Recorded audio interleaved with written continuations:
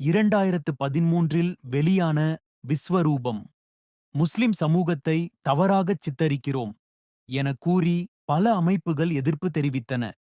தமிழகம் முழுவதும் போராட்டங்கள். ரிலீஸுக்கு தடை. கமல், என் சொத்துக்களை விற்றாவது இந்த படத்தை வெளியிடுவேன் என்று உருக்கமாக பேசினார். இறுதியில் சில காட்சிகள் நீக்கப்பட்டு படம் வெளியானது.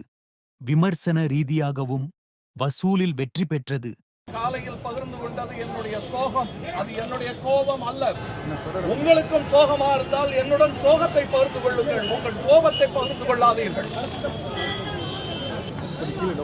என் ரசிகர் கூட்டத்தில் இருக்கும் முஸ்லிம்கள் உங்களுக்கும் சகோதரர்கள், எனக்கும் சகோதரர்கள்.